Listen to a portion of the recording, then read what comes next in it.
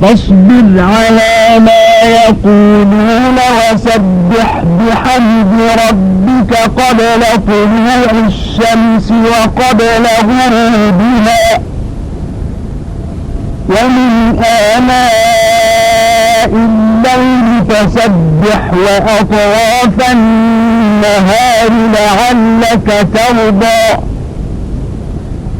ولا تمدن عينيك إلى ما متعنا به أزواجا منهم زهرة الحياة الدنيا لنفتنهم فيه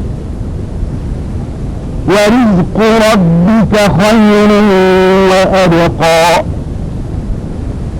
وأمر أهلك بالصلاة واصطبر عليها لا نسألك رزقا نحن نرزقك والعاقبة للتقوى وقالوا لولا يأتينا بآية من ربه أولم تأتهم بينة ما في الصحف الأولى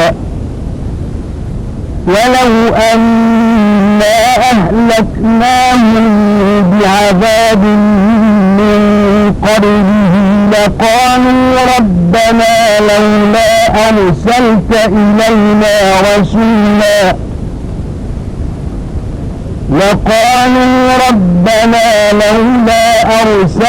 إلينا رسولا فنتبع آياتك من قبل أن نذل ونخزى قل كل متربص فتربصوا فستعلمون من أصحاب الصراط السوي ومن اهتدى. ஆகவே நபியே, அவர்கள் சொல்வதையெல்லாம் நீர் பொறுத்துக் கொள்வீராக. இன்னும் சூரியன் உதிப்பதற்கு முன்னும் அது அடைவதற்கு முன்னும் இரவின் நேரங்களிலும் உன்னுடைய ரப்பின் புகழை துதித்து தொழுவீராக. மேலும் இன்னும் பகலில் இரு முனைகளிலும் இவ்வாறே துதி செய்து தொழுவீராக. இதனால் நன்மைகள் அடைந்து நீர் திருப்தி பெறலாம். இன்னும் அவர்களில் சில பிரிவினர் இன்பம் அனுபவிக்க நாம் கொடுத்திருக்கும் வாழ்க்கை வசதிகளின் பக்கம் உன் இரு கண் பார்வையையும் நீட்டாதீர். இவையெல்லாம் அவர்களை சோதிப்பதற்காகவே நாம் கொடுத்துள்ள உலக வாழ்க்கையின் அலங்காரங்களாகும். ஆனால் உன் இறைவன் உமக்கு அளித்திருக்கும் உணவு நலமிக்கதும் நிலையானதுமாகும். நபியே, உன் குடும்பத்தினரை தொழுது வருமாறு நீர் ஏழுவீராக. தொழுகையின் மீது நீரும் பொறுமையும் உறுதியும் கொண்டிருப்பீராக. நாம் உன்னிடம் உணவு கேட்கவில்லை, ஆனால் உமக்கு உணவை நாம் கொடுக்கிறோம். இறுதியாக சிறந்த நிலை பயபக்தி உடையோருக்குத்தான். நம் இறைவனிடம் இருந்து ஓர் அத்தாட்சியை ஏன் அவர் நம்மிடம் கொண்டு வரவில்லை என்று நிராகரிப்போர் கேட்கின்றனர். முந்தைய வேதங்களில் உள்ள தெளிவான அத்தாட்சிகள் அவர்களுக்கு வரவில்லையா? இன்னும் நம் தூதர் வருவதற்கு முன் நாம் இவர்களை வேதனை செய்து அழைத்திருந்தால் அவர்கள், எங்கள் ரப்பே, நீ எங்களுக்கு ஒரு தூதரை அனுப்பியிருக்க வேண்டாமா? அவ்வாறாய் நாங்கள் சிறுமைப்படுவதற்கும் கேவலப்படுவதற்கு முன் உன் வசனங்களை பின்பற்றி இருப்போம் என்று கூறுவார்கள். நபியே, இறுதி நாளை அனைவரும் எதிர்பார்த்திருப்பவர்களே, ஆகவே நீங்களும் எதிர்பார்த்திருங்கள். நேரான வழியை உடையவர் யார், நேர்வழி அடைந்து விட்டவர்கள் யார் என்பதையும் திடமாக நீங்கள் அறிந்து கொள்வீர்கள் என்று நீர் கூறுவீராக. بسم الله الرحمن الرحيم واقترب للناس حسابهم وهم في غفلة معرضون ما يأتيهم من ذكر من ربهم محدث إلا استمعوه وهم يلعبون لاهية قلوبهم وأسروا النجوى الذين ظلموا هل هذا إلا بشر مثلكم أفتأتون السحر وأنتم تبصرون قال ربي يعلم القول في السماء والأرض وهو السميع العليم بل قالوا أضغاث أحلام بل افتراه بل هو شاعر فليأتنا بآية كما أرسل الأولون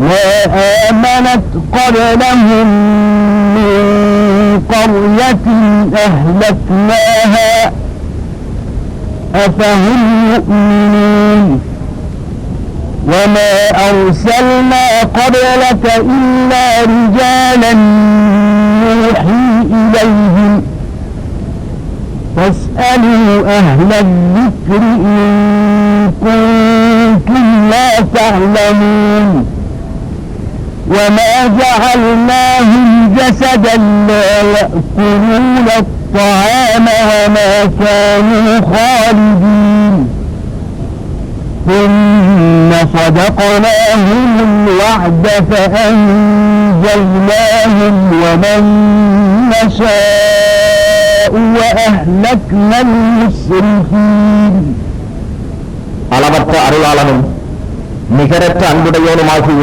அல்லாஹுவின் திருப்பெயரால் துவங்குகின்றேன். மனிதர்களுக்கு அவர்களுடைய கணக்கு விசாரணையினால் நெருங்கிக் கொண்டே வருகிறது.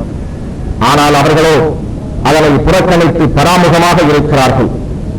அவர்களுக்கு அவர்களுடைய ரப்பிடம் இருந்து புதிய நினைவூட்டுதல் வரும்போது அவர்கள் விளையாடியவர்களாக அதை செவிமடுக்கிறார்களே தவிர வேறில்லை. அவர்களுடைய இருதயங்கள் மறுமைக்கு பயனற்றதை பற்றியே எண்ணிக்கொண்டிருக்கும்.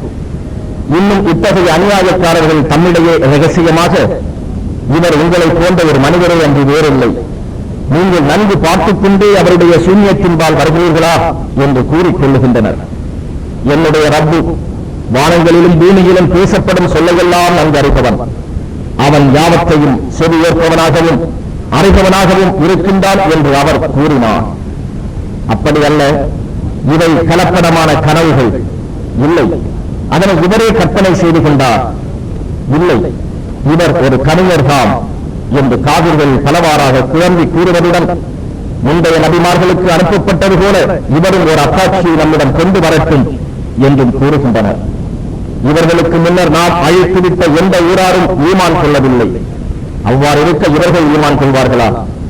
நபியே, உனக்கு முன்னரும் மாநிலர்களையே அன்றி வேறு எவரையும் நம்முடைய தூதர்களாக நாம் அனுப்பவில்லை. அவர்களுக்கு நாம் வகை அறிவித்தோம். எனவே இதனை நீங்கள் அறியாவிட்டால் நினைவுபடுத்தும் வேதங்கள் உடையோரிடம் கேட்டு தெரிந்து கொள்ளுங்கள் என்று நபியே அவர்களிடம் கூறும். அன்றியும் நாம் அவர்களுக்கு உணவருந்தாத உடலை அமைக்கவில்லை, மேலும் பூமியில் நிரந்தரமானவர்களாகவும் அவர்கள் இருக்கவில்லை. பின்னர் நம் வாக்குறுதியை அவர்களுக்கு நாம் நிறைவேற்றினோம். அவ்வாறு நாம் அவர்களையும் நாம் நாடியவர்களையும் காப்பாற்றினோம். ஆனால் வரம்பு மீறியவர்களை நாம் அழித்தோம். لقد أنزلنا إليكم كتابا فيه ذكركم أفلا تعقلون وكم قصمنا من قرية كانت ظالمة وأنشأنا بعدها قوما آخرين فلما أحسوا بأسنا إذا هم منها يركضون لا تركضوا وارجعوا إلى ما أترفتم فيه ومساكنكم لعلكم تسألون قالوا يا ويلنا إنا كنا ظالمين فما زالت تلك دعواهم حتى جعلناهم حصيدا خامدين وما خلقنا السماء والأرض وما بينهما لاعبين لو أردنا أن نتخذ لهوا لاتخذناه من لدنا إن كنا فاعلين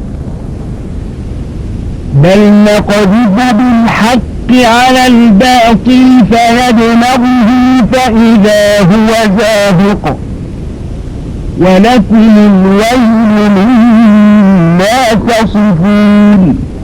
நிச்சயமாக நாம் உங்களுக்கு நினைவூட்டும் நற்போதனைகளை கொண்டதான வேதத்தை உங்களுக்கு அருளினோம். இதனை நீங்கள் அறிந்து கொள்ள வேண்டாமா?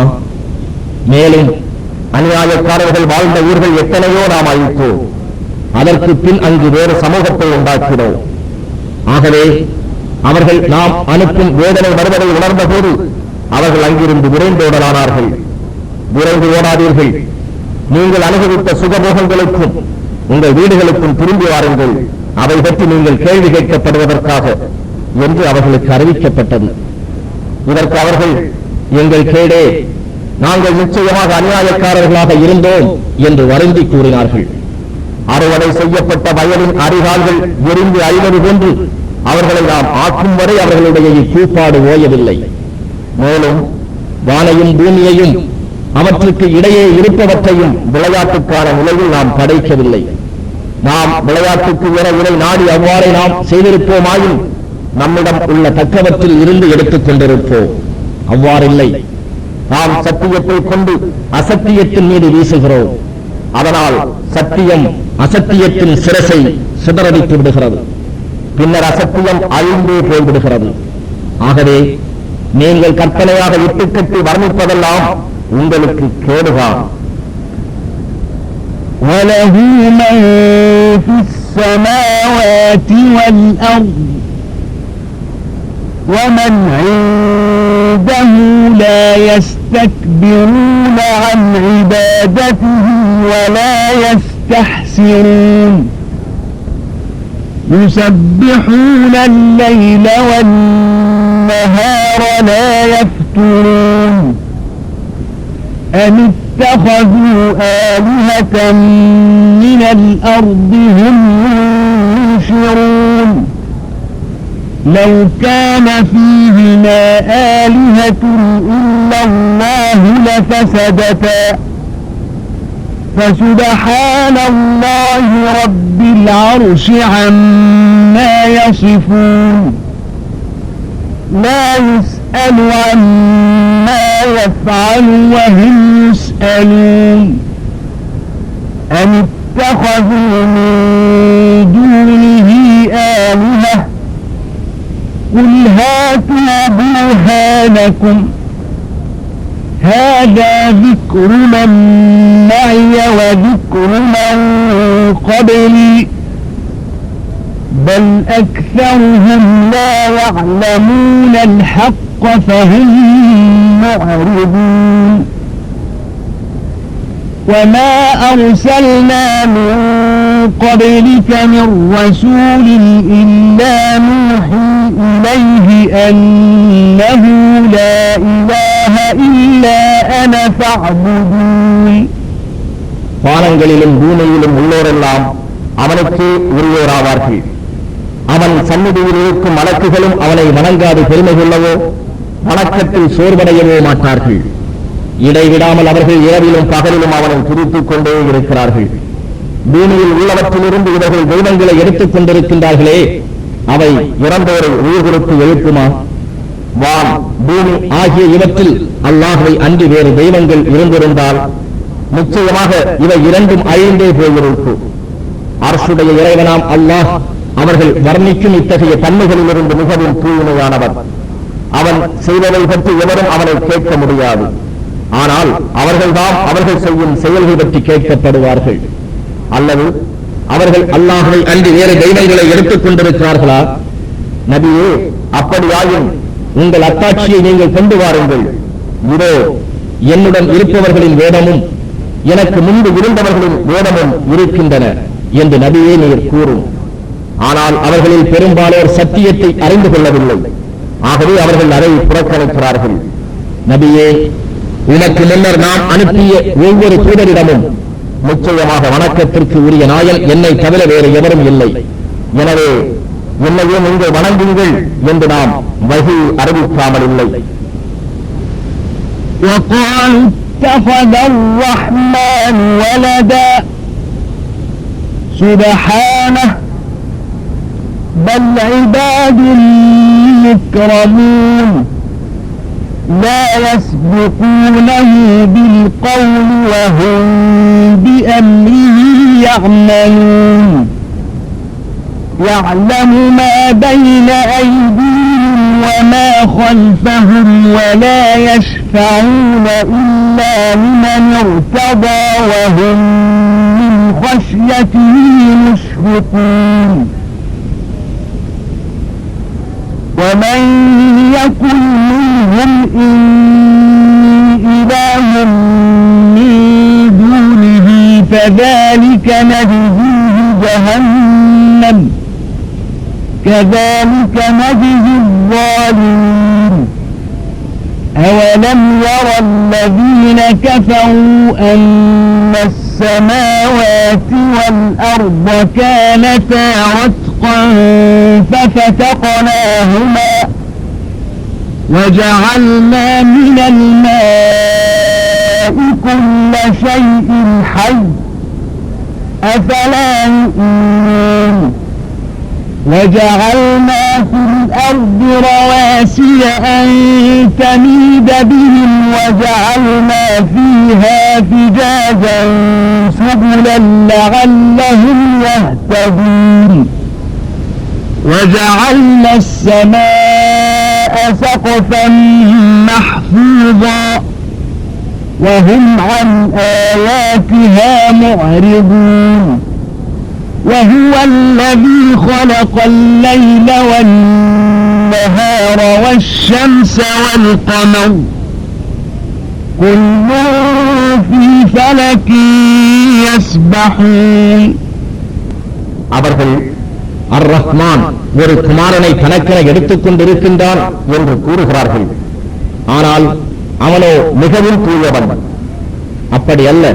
அல்லாஹுவின் குமாரர்கள் என்று இவர்கள் கூறுவோர் எல்லோரும் அல்லாஹுவின் கண்ணியமிக்க அடியார்களே ஆவார்கள். அவர்கள் எந்த ஒரு பேச்சையும் அவனை முந்தி பேச மாட்டார்கள். அவர்கள் அவன் கட்டளைப்படியே விடையும் செய்கிறார்கள். அவர்களுக்கு முன்னால் இருப்பவற்றையும் அவர்களுக்கு பின்னால் இருப்பவற்றையும் அவன் நன்கறிவான். இன்னும் எவரை அவன் பொருந்த ஏற்றுக்கொள்கிறானோ அத்தகையவருக்கு அன்றி அவர்கள் பரிந்து பேச மாட்டார்கள். இன்னும் அவன்பால் உள்ள அச்சத்தால் நடுங்குபவர்களாகவும் இருக்கிறார்கள். இன்னும் அவர்களில் எவரேனும் அவன் அன்றி நிச்சயமாக நானும் நாயன்தான் என்று கூறுவாரே, ஆனால் அத்தகையவருக்கு நாம் நரகத்தையே கூலியாக கொடுப்போம். இவ்வாறே நாம் அநியாயக்காரர்களுக்கு கூலி கொடுப்போம். நிச்சயமாக வானங்களும் பூமியும் முதலில் இணைந்திருந்தன என்பதையும் இவற்றை நாமே பிரித்து அமைப்போம் என்பதையும் உயிர் உள்ள ஒவ்வொன்றையும் நாம் தண்ணீரிலிருந்து படைப்போம் என்பதையும் காபிர்கள் பார்க்கவில்லையா? இவற்றை பார்த்தும் அவர்கள் நம்பிக்கை கொள்ளவில்லையா? இன்னும் இப்பூமி மனிதர்களுடன் ஆடி சாயாமல் இருக்கும் பொருட்டு நாம் அதில் நிலையான மலைகளை அமைத்தோம். அவர்கள் நேரான வழியில் செல்லும் பொருட்டு நாம் விசாலமான பாதைகளையும் அமைத்தோம். இன்னும் வானத்தை நாம் பாதுகாப்பான விதானமாக அமைத்தோம். எனினும் அவர்கள் அவற்றில் உள்ள அத்தாட்சிகளை புறக்கணித்து விடுகிறார்கள். இன்னும் அவனே இரவையும் பகலையும் சூரியனையும் சந்திரனையும் படைத்தான். வானில் தத்தமக்கு உரிய வட்ட வரைக்குள் இவை நீந்துகின்றன. وَمَا جَعَلْنَا لِبَشَرٍ مِّن قَبْلِكَ الْخُلْدَ أَفَإِن مِّتَّ فَهُمُ الْخَالِدُونَ كُلُّ نَفْسٍ ذَائِقَةُ الْمَوْتِ وَنَبْلُوكُم بِالشَّرِّ وَالْخَيْرِ فِتْنَةً وَإِلَيْنَا تُرْجَعُونَ وَإِذَا رَآكَ الَّذِينَ كَفَرُوا إِن يَتَّخِذُونَكَ إِلَّا هُزُوًا أَهَذَا الَّذِي يَذْكُرُ آلِهَتَكُمْ وَهُم بِذِكْرِ الرَّحْمَنِ هُمْ كَافِرُونَ خُلِقَ الْإِنسَانُ مِنْ عَجَلٍ سأريكم آياتي فلا تستطيعون يستعجلون ويقولون متى هذا الوعد إن كنتم صادقين لو يعلم الذين كفروا حين لا يكفون عن وجوههم النار ولا عن ظهورهم ولا هم ينصرون بل تأتيهم بغتة فتبهتهم فلا يستطيعون ردها ولا هم ينظرون ولقد استهزئ برسل من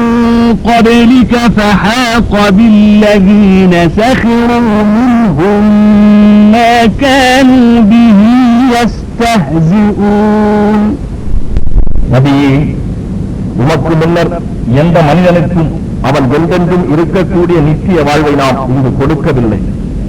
ஆகவே நீர் மரித்தால் அவர்கள் மட்டும் என்றென்றும் வாழப்போகிறார்களா? ஒவ்வொரு ஆத்மாவும் மரணத்தை கேட்பதாகவே இருக்கிறது. பரீட்சைக்காக கெடுதியையும் நன்மையையும் கொண்டு நாம் உங்களை சோதிக்கிறோம். பின்னர் நம்மிடமே நீங்கள் மீட்கப்படுவீர்கள். இன்னும் நபியே, காப்பீர்கள் உண்மை பார்த்தால் உங்கள் தெய்வங்களை பற்றி குறை கூறுபவர் இவர்தானா என்று தங்களுக்குள் பேசிக்கொண்டு உங்களை பரிகாசம் செய்யாமல் இருப்பதில்லை. மேலும் அவர்கள் ரஹ்மானுடைய நினைவை நிராகரிக்கின்றனர். மனிதன் அவசரக்காரனாகவே படைக்கப்பட்டிருக்கின்றான். விரைவில் வேதனைக்கான என் அத்தாட்சிகளை உங்களுக்கு காண்பிப்பேன். ஆகவே நீங்கள் அவசரப்படாதீர்கள்.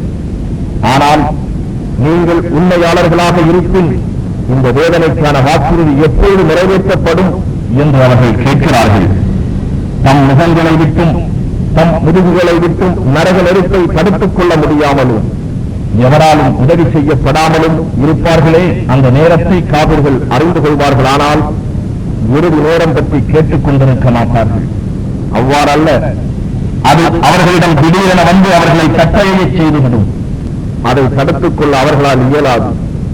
அவர்களுக்கு சிறிதும் அவகாசம் கொடுக்கப்பட மாட்டாது. இன்னும் நபியே, நிச்சயமாக உமக்கு முன்னர் வந்த தூதர்களும் இவ்வாறே பரிகசிக்கப்பட்டார்கள். ஆனால் அவர்கள் பரிகாசம் செய்து கொண்டிருந்த வேதனையானது அவர்களை சூழ்ந்து கொண்டது. قل من يكلؤكم بالليل والنهار من الرحمن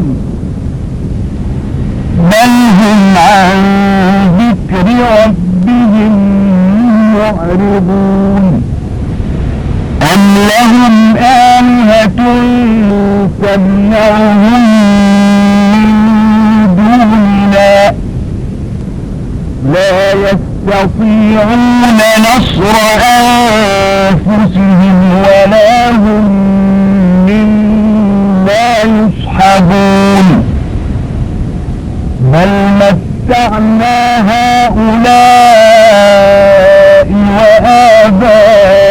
وآباءهم حتى طال عليهم العمر أفلا يرون أنا نأتي الأرض ننقصها من أطرافها أفهم الغالبون قل إنما أنذركم بالوحي ولا يسمع الصم الدعاء إذا ما ينذرون ولئن مستهم نفحة من عذاب ربك ليقولن يا ويلنا إنا كنا ظالمين ونضع الموازين القسط ليوم القيامة فلا تظلم نفس شيئا وإن كان مثقال حبة من خردل أتينا بها وكفى بنا حاسبين ولقد آتينا موسى وهارون الفرقان وضياء وذكرا للمتقين الذين يخشون ربهم بالغيب وهم من الساعة مشفقون وهذا ذكر مبارك أنزلناه أفأنتم له منكرون உங்களை இரவிலும் பகலிலும் அர்-ரஹ்மானுடைய வேதனையில் இருந்து பாதுகாக்கக்கூடியவர் எவர் என்று நபியே நீர் கேளு. ஆனால் அவர்கள் தங்கள் ரப்பை நினைப்பதையே புறக்கணிப்பவர்கள். அல்லது அவர்களை விட்டும் வேதனையை இறக்கக்கூடிய தெய்வம் நம்மை தவிர வேறு அவர்களுக்கு இருக்கிறதா? அவை தமக்கு தானே உதவி செய்து கொள்ளவும் சக்தியற்றவையாயிற்றே. அவ்வாறு இருக்க அவை நம்மை விட்டும் வேறு எவராலும் காக்கப்படுபவர்களும் அல்ல. எனினும் இவர்களையும் இவர்களுடைய மூதாதையரையும் அவர்களுடைய ஆயுட்காலம் வளர்ந்தோங்கும் வரை சுகங்களை அனுபவிக்க செய்தோம். நாம் இவர்களிடம் உள்ள பூமியை அதன் அருகுகளில் இருந்தும் குறைத்துக் கொண்டு வருகிறோம் என்பதை இவர்கள் காணவில்லையா? இவர்களா மிகைத்து வெற்றி கொள்பவர்கள்? நிச்சயமாக நான் உங்களுக்கு எச்சரிக்கை செய்வதெல்லாம் வகி மூலம் எனக்கு அறிவிக்கப்பட்டதை கொண்டேதான் என்று நபியே நீர் கூறும். எனினும் செவிடர்கள் அச்சமூட்டி எச்சரிக்கப்படும் போது அவர்கள் நேர்வழி தரும் அந்த அழைப்பை செவிமடுக்க மாட்டார்கள். உம்முடைய ரப்பிடம் இருந்து உள்ள வேதனையில் இருந்து ஒரு மூச்சு அவர்களை தூண்டுமானாலும் எங்களுக்கு கேடுதான், திட்டமாக நாங்கள் அநியாயக்காரர்களாகவே இருந்தோம் என்று அவர்கள் நிச்சயம் கூறி கதறுவார்கள். இன்னும் கியாம நாளில் மிக துல்லியமான பராசுகளையே நாம் வைப்போம். எனவே எந்த ஓர் ஆத்மாவும் ஒரு சிறிதும் அநியாயம் செய்யப்பட மாட்டாது. மேலும் நன்மை தீமையில் ஒரு கடுகு அளவு எடை இருப்பினும் அதை நாம் கணக்காக கொண்டு வருவோம். அவ்வாறு கணக்கெடுக்க நாமே போதும். இன்னும் நாம் மூசாவுக்கும் ஹாரூனுக்கும் நன்மை தீமைகளை பிரித்து அறிவிக்கும் வேதத்தையும் நிச்சயமாக நாம் கொடுத்தோம். அது பயபக்தி உடையவர்களுக்கு ஓர் ஒளியாகவும் நினைவூட்டுனர் போதமாகவும் இருந்தது. அவர்கள் தங்கள் ரப்பை அந்தரங்கத்திலும் அஞ்சுவார்கள். இன்னும் அந்த இறுதி வேளையை குறித்து பயந்து கொண்டு இருப்பார்கள். இன்னும் இது குர்ஆன் நாம் அருள் செய்த பாக்கியமிக்க புனிதமான உபதேசமாகும். நீங்களா இதை புறக்கணிப்பாயிருப்பீர்கள்? وَلَقَدْ آتَيْنَا إِبْرَاهِيمَ رُشْدَهُ مِنْ قَبْلُ وَكُنَّا بِهِ عَالِمِينَ إِذْ قَالَ لِأَبِيهِ وَقَوْمِهِ مَا هَذِهِ التَّمَاثِيلُ الَّتِي أَنْتُمْ لَهَا عَاكِفُونَ قالوا وجدنا آباءنا لها عابدين قال لقد كنتم أنتم وآباؤكم في ضلال مبين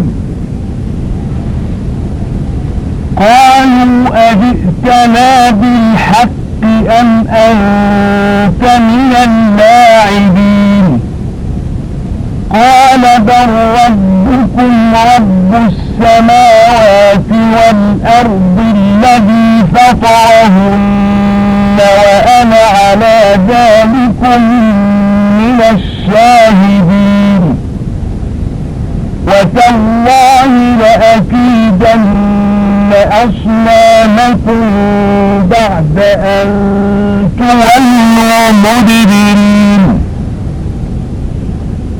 فجعلهم جذاذا إلا كبيرا لهم لعلهم إليه يرجعون قالوا من فعل هذا بآلهتنا إنه لمن الظالمين قالوا سمعنا فتى يذكرهم يقال له إبراهيم قالوا فأتوا به على أعين الناس لعلهم يشهدون. இன்னும் நாம் முன்னரே இப்ராஹீமுக்கு அவருக்கு தகுந்த நேர்மையான வழியை திடனாக கொடுத்தோம். அவருடைய தன்மையை நாம் நன்கு அறிந்திருந்தோம். அவர் தம் தந்தையிடமும் தம் சமூகத்தாரிடமும் நீங்கள் வழிபடும் இந்த உருவங்கள் என்ன என்று கேட்டபோது அவர்கள் எங்கள் மூதாதையர்கள் இவற்றை வணங்கிக் கொண்டிருந்ததை நாங்கள் கண்டோம் என்று கூறினார்கள். அதற்கு அவர் நிச்சயமாக நீங்களும் உங்களுடைய மூதாதையரும் பகிரங்கமான வழிகேட்டில்தான் இருந்து வருகிறீர்கள் என்று கூறினார். அதற்கு அவர்கள் நீர் எங்களிடம் உண்மையை கொண்டு வந்திருக்கிறீரா அல்லது விளையாடுபவர்களில் ஒருவராக இருக்கின்றீரா என்று கேட்டார்கள். அப்படி அல்ல, உங்களுடைய ரப்பு வானங்களுக்கும் பூமிக்கும் ரப்பாவான். நிச்சயமாக அவனே அவற்றை படைத்தவன். இதற்கு சாட்சியம் கூறுபவர்களில் நானும் ஒருவனாக இருக்கின்றேன் என்று இப்ராஹீம் கூறினார். இன்னும் நீங்கள் திரும்பிச் சென்ற பின்னர் அல்லாஹ்வின் மீது சத்தியமாக நீங்கள் சிலைகளுக்கு ஒரு சரி செய்தேன் என்றும் கூறினார். அவ்வாறே அவர் அவற்றில் பெரியதை தவிர மற்ற எல்லாவற்றையும் துண்டு துண்டாக்கினார்.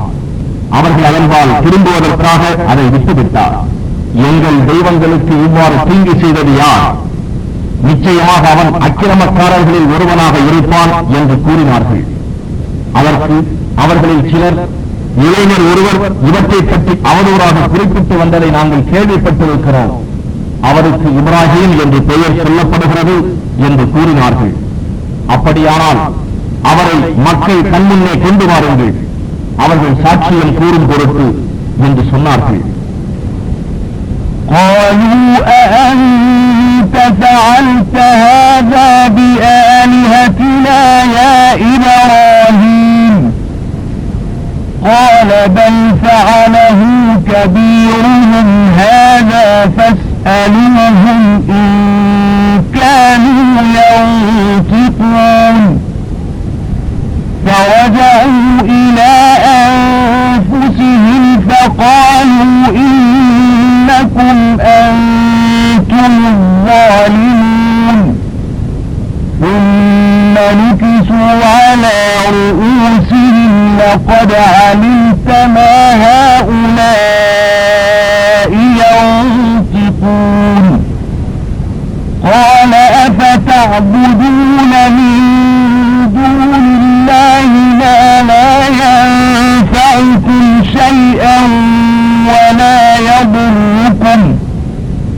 أف لكم ولما تعبدون من دون الله أفلا تعقلون قالوا حرقوه وانصروا آلهتكم إن كنتم فاعلين قلنا يا نار كوني بردا وسلاما على إبراهيم وأرادوا به كيدا فجعلناهم الأخسرين ونجيناه ولوطا إلى الأرض التي باركنا فيها للعالمين ووهبنا له إسحاق ويعقوب نافلة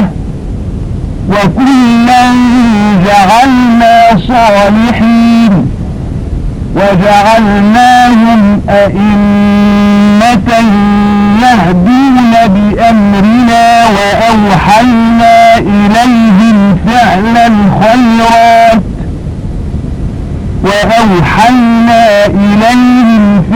الخيرات وإقام الصلاة وإيتاء الزكاة وكانوا لنا عابدين. இப்ராஹீமே, எங்கள் தெய்வங்களை இவ்வாறு செய்தவர் நீர்தாமோ என்று அவர் வந்ததும் கேட்டனர். அதற்கு அவர், அப்படியல்ல, இவற்றில் பெரிய சிலை இதோ இருக்கிறதே, இதுதான் செய்திருக்கும். எனவே இவை பேசக்கூடியவையாக இருக்கும், இவற்றையே நீங்கள் கேளுங்கள் என்று கூறினார். இதற்கு பதில் கூற தெரியாத அவர்கள் திரும்பி ஒருவருக்கு ஒருவர், நிச்சயமாக நீங்கள் தான் இவற்றை தெய்வங்களாக நம்பி அநியாயம் செய்துவிட்டீர்கள் என்று பேசிக் கொண்டார்கள்.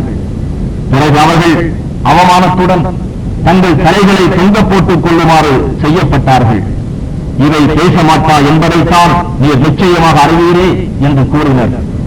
அப்படியானால் நீங்கள் அல்லாஹை அஞ்சி உங்களுக்கு எப்பொருளாலும் நன்மை செய்ய முடியாததையும் உங்களுக்கு தீமை எதிரில் செய்ய முடியாததையுமான இவற்றையா வழங்குகிறீர்கள்? சீச்சி, உங்களுக்கும் நீங்கள் வணங்கும் அல்லாஹ் அல்லாதவற்றுக்கும் கேடுகான். நீங்கள் இதனை அறிந்து கொள்ளவில்லையா என்று இப்ராஹிம் கூறினார். இதற்கு அவர்கள், நீங்கள் இவரை ஏதாவது செய்ய நாடினால் இவரை நெருப்பில் இட்டு எரியுங்கள், இவ்வாறு செய்து உங்கள் தெய்வங்களுக்கு உதவி செய்யுங்கள் என்று கூறினார்கள். இப்ராஹிம் தீக்கிடங்கில் எறியப்பட்டவுடன் நெருப்பு இப்ராஹிம் மீது நீ குளிர்ச்சியாகவும் சுகம் அளிக்கக்கூடியதாகவும் ஆகிவிடு என்று நாம் கூறினோம். மேலும் அவர்கள் அவருக்கு சரி செய்ய நாடினார்கள். ஆனால் நாம் அவர்களையே நஷ்டவாளிகளால் ஆக்கினோம். இன்னும் நாம் அவரையும் அவருடைய சகோதரர் மகன் லூத்தையும் அகிலத்தாருக்கெல்லாம் பரக்கத்தான பாக்கியமுள்ள பூமியாக நாம் ஆக்கியுள்ள பைத்துல் முகத்தஸில் ஈடேற்றம் பெறச் செய்தோம். இன்னும் நாம் அவருக்கு இஸ்ஹாக்கையும் மேலதிகமாக யாக்கூபையும் நன்கொடையாக அளித்தோம். இவர்கள் ஒவ்வொருவரையும் சாலிகான நல்லடியார்கள் ஆக்கினோம். இன்னும் நம் கட்டளையை கொண்டு மக்களுக்கு நேர்வழி காட்டும் இமாம்களாக, தலைவர்களாக நாம் அவர்களை ஆக்கினோம். மேலும் நன்மை உடைய செயல்களை புரியுமாறும் தொழுகையை கடைபிடிக்குமாறும் ஜகாத்தை கொடுத்து வருமாறும் நாம் அவர்களுக்கு வகி மூலம் அறிவித்தோம். அவர்கள் நம்மையே வணங்குபவர்களாக இருந்தனர். وَلُوطًا آتَيْنَاهُ حُكْمًا وَعِلْمًا وَنَجَّيْنَاهُ مِنَ الْقَرْيَةِ الَّتِي كَانَتْ تَعْمَلُ الْخَبَائِثَ إِنَّهُمْ كَانُوا قَوْمَ سَوْءٍ فَاسِقِينَ وَأَدْخَلْنَاهُ فِي رَحْمَتِنَا إِنَّهُ مِنَ الصَّالِحِينَ وَنُوحًا إِذْ نَادَى مِن قَبْلُ فَاسْتَجَبْنَا لَهُ فَنَجَّيْنَاهُ وَأَهْلَهُ مِنَ الْكَرْبِ الْعَظِيمِ وَنَصَرْنَاهُ مِنَ الْقَوْمِ الَّذِينَ كَذَّبُوا بِآيَاتِنَا إِنَّهُمْ كَانُوا قَوْمَ سَوْءٍ فَأَغْرَقْنَاهُمْ أَجْمَعِينَ وَدَاوُودَ وَسُلَيْمَانَ إِذْ يَحْكُمَانِ فِي الْحَرْثِ إِذْ نَفَشَتْ فِيهِ غَنَمُ الْقَوْمِ وَكُنَّا لِحُكْمِهِمْ شَاهِدِينَ فَفَهَّمْنَاهَا سُلَيْمَانَ وَكُلًّا آتَيْنَا حُكْمًا وَعِلْمًا وَسَخَّرْنَا مَعَ دَاوُودَ الْجِبَالَ يُسَبِّحْنَ وَالطَّيْرَ وَكُنَّا فَاعِلِينَ وَعَلَّمْنَاهُ صَنْعَةَ لَبُوسٍ لَكُمْ لِتُحْصِنَكُم مِّن بَأْسِكُمْ فَهَلْ أَنتُمْ شَاكِرُونَ وَلِسُلَيْمَانَ الرِّيحَ عَاصِفَةً تَجْرِي بِأَمْرِهِ إِلَى الْأَرْضِ الَّتِي بَارَكْنَا فِيهَا وَكُنَّا بِكُلِّ شَيْءٍ عَالِمِينَ وَمِنَ الشَّيَاطِينِ مَن يَغُوصُونَ لَهُ وَيَعْمَلُونَ عَمَلًا دُونَ ذَلِكَ وَكُنَّا لَهُمْ حَافِظِينَ இன்னும் லூத்தை நபியாக்கி நாம் அவருக்கு ஞானத்தையும் கல்வியையும் கொடுத்தோம். அருவருப்பான செயல்களை செய்து கொண்டிருந்தவர்களின் ஊரை விட்டும் அவரை நாம் காப்பாற்றினோம். நிச்சயமாக அவர்கள் மிகவும் கெட்ட சமூகத்தினராகவும் பெரும் பாவிகளாகவும் இருந்தனர். இன்னும் அவரை நம்முடைய கிருபையில் நாம் புகுத்திக் கொண்டோம். நிச்சயமாக அவர் சாலிகான நல்லடியார்களில் உள்ளவராகவே இருந்தார். இன்னும் நூஹ் அவர் முன்னே பிரார்த்தித்த போது அவருக்கு அவருடைய பிரார்த்தனையை ஏற்று பதில் கூறினோம். அவரையும் அவருடைய குடும்பத்தாரையும் மிகப்பெரிய துன்பத்திலிருந்து நாம் ஈரேற்றினோம். இன்னும் நம்முடைய அத்தாட்சிகளை குறிப்பிட்ட முற்பட்டார்களே, அந்த சமூகத்தாரிடம் இருந்து அவருக்கு உதவி செய்தோம். நிச்சயமாக அவர்கள் மிக கெட்ட சமூகத்தாராக இருந்தனர்.